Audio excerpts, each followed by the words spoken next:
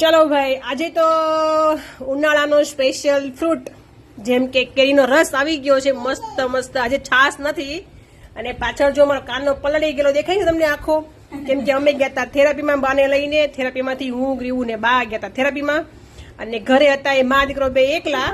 તો રોટલી કાંઈ કરવા દેતો હતો એનો ગગલો, એટલે રસોડામાં હારે હારે હતો એટલે આખો પલળી ગયો છે. અને એની મમ્મીએ જો રોટલી ન કરી પછી છેલ્લા પરોઠા વાળી કરી નાખી, જલ્દી પતી જાય એટલે રોટલી કેન્સલ કરી અને ડાયરેક્ટ પરાઠા કરી નાખ્યા. 2 રોટલીનો 1 પરાઠો. કેમ જલ્દી ખાઈ લે તમે બધા. તો આજે અમારા ઘરે કંઈક આમ વિચિત્ર મેનુ છે. રસ, બટાકાનું શાક અને હાથે પરાઠું. રોટલી નથી, પરાઠું. અને અમારો ગિરિયુબેન જો રસ ખાય છે અને અમારો ગોલું મલું પણ આજે તો કંઈક ખાય છે. શું ખાય છે? પરાઠું ખાય છે. ઓ મારો દીકડો તો રોટલી ખાય. તને મીઠા રસ ભાવે? યમી યમી લાગે તો ખાવા માંડો હવે. અરે વાહ, તું ખાવા માંડ. તું ખા, તમારે જોવું છે તું કેવી ખાશો બધા તો મને ખાતો.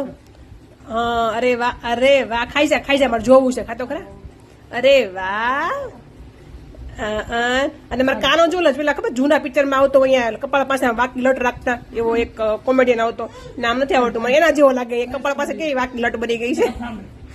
હા હા, ખાઈ લો બેટે, ખાઈ લે. મજા આવે છે રસ ખાવાની. અત્યારે એટલો તાપ છે ને, બહારથી આવ્યા ને ભયંકર તાપ છે. ચાલો જમી લો બેટે, જમી લો. ચલો દીકા જમી લો. એન્જોય. મસ્ત કેરીનો રસ. હા જમી લો બેટે.